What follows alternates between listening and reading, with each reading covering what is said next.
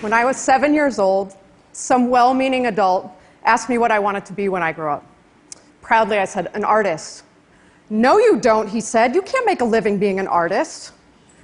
My little 7-year-old Picasso dreams were crushed, but I gathered myself, went off in search of a new dream, eventually settling on being a scientist, perhaps something like the next Albert Einstein. I have always loved math and science, later coding, and so I decided to study computer programming in college. In my junior year, my computer graphics professor showed us these wonderful short films. It was the first computer animation any of us had ever seen. I watched these films in wonder, transfixed, fireworks going off in my head, thinking, that is what I want to do with my life. The idea that all the math, science, and code I had been learning could come together to create these worlds and characters and stories I connected with was pure magic for me. Just 2 years later, I started working at the place that made those films, Pixar Animation Studios. It was here I learned how we actually execute those films. To create our movies, we create a three-dimensional world inside the computer. We start with a point that makes a line, that makes a face, that creates characters or trees and rocks that eventually become a forest. And because it's a three-dimensional world, we can move a camera around inside that world. I was fascinated by all of it, but then I got my first taste of lighting. Lighting in practice is placing lights inside this three-dimensional world. I actually have icons of lights I move around in there. Here you can see I've added a light. I'm turning on the rough version of lighting in our software, turn on shadows, I'm placing light. As I place the light, I think about what it might look like in real life, but balance that out with what we need artistically and for the story. So it might look like this at first, but as we adjust this and move that in weeks of work, in rough form it might look like this, and in final form like this.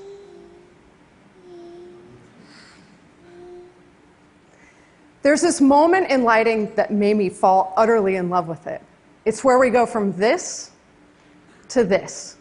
It's the moment where all the pieces come together and suddenly the world comes to life, as if it's an actual place that exists. This moment never gets old, especially for that little 7-year-old girl that wanted to be an artist.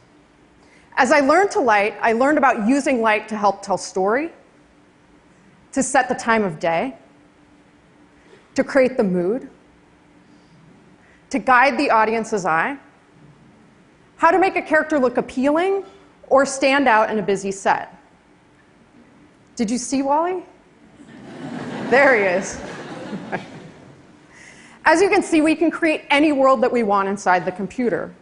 We can make a world with monsters, with robots that fall in love. We can even make pigs fly.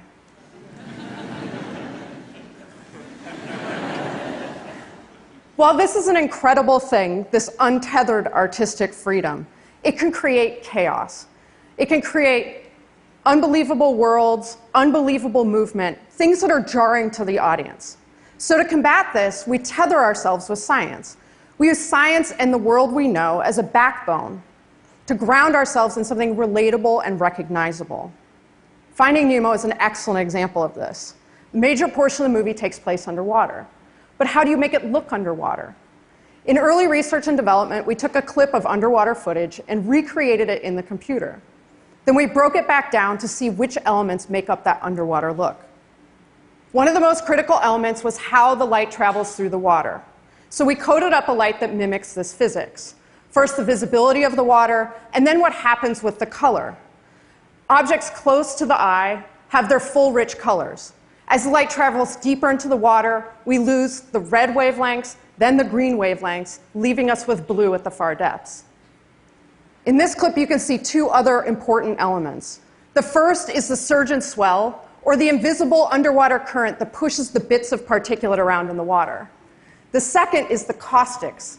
These are the ribbons of light, like you might see on the bottom of a pool, that are created when the sun bends through the crests of the ripples and waves on the ocean's surface.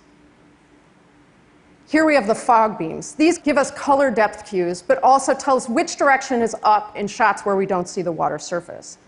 The other really cool thing you can see here is that we lit that particulate only with the caustics. so that as it goes in and out of those ribbons of light, it appears and disappears, lending a subtle magical sparkle to the underwater. You can see how we're using the science, the physics of water, light, and movement, to tether that artistic freedom. But we are not beholden to it. We considered each of these elements and which ones had to be scientifically accurate, and which ones we could push and pull to suit the story and the mood.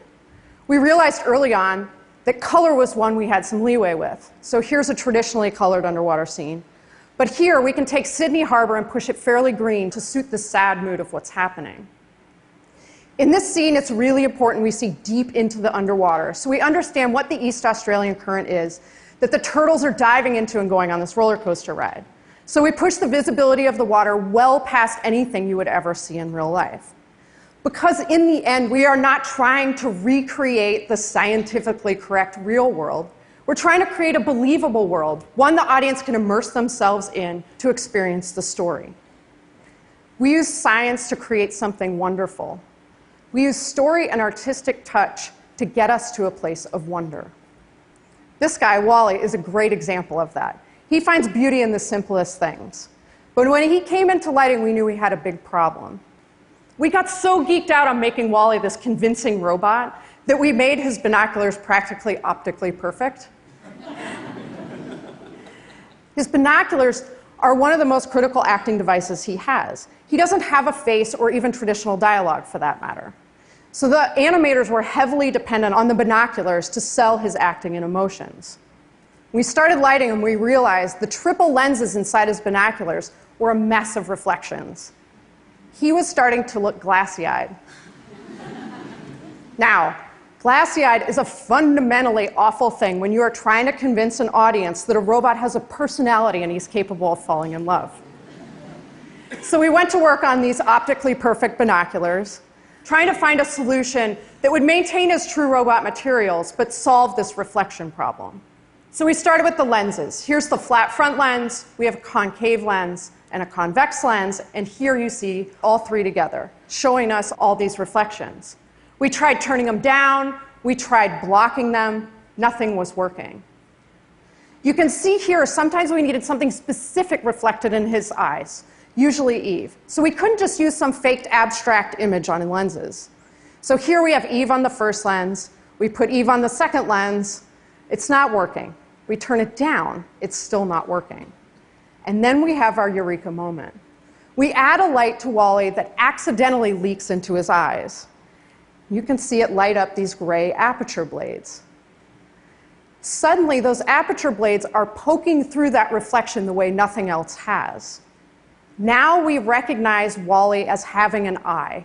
As humans, we have the white of our eye, the colored iris, and the black pupil. Now Wally has the black of an eye, the gray aperture blades, and the black pupil. Suddenly, Wally feels like he has a soul, like there's a character with emotion inside. Later in the movie, towards the end, Wally loses his personality, essentially going dead. This is the perfect time to bring back that glassy-eyed look.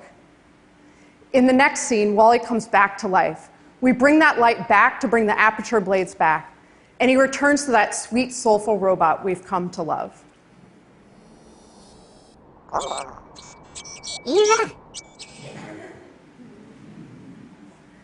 There's a beauty in these unexpected moments. When you find the key to unlocking a robot's soul, the moment when you discover what you want to do with your life. The jellyfish in Finding Nemo was one of those moments for me. There's scenes in every movie that struggle to come together. This was one of those scenes. The director had a vision for this scene based on some wonderful footage of jellyfish in the South Pacific. As we went along, we were floundering. The reviews with the director turned from the normal look and feel conversation into more and more questions about numbers and percentages. Maybe because, unlike normal, we were basing it on something in real life, or maybe just because we had lost our way. But it had become about using our brain without our eyes, the science without the art. That scientific tether was strangling the scene. But even through all the frustrations, I still believed it could be beautiful. So when it came into lighting, I dug in. As I worked to balance the blues and the pinks, the caustics dancing on the jellyfish bells, the undulating fog beams, something promising began to appear. I came in one morning and checked the previous night's work, and I got excited. And then I showed to the lighting director, and she got excited. Soon, I was showing to the director in a dark room full of 50 people. In director review, you hope you might get some nice words. Then you get some notes and fixes generally. And then, hopefully, you get a final signaling to move on to the next stage. I gave my intro, and I played the jellyfish scene. And the director was silent for an uncomfortably long amount of time. Just long enough for me to think, oh no, this is doomed. And then he started clapping. And then the production designer started clapping. And then the whole room was clapping.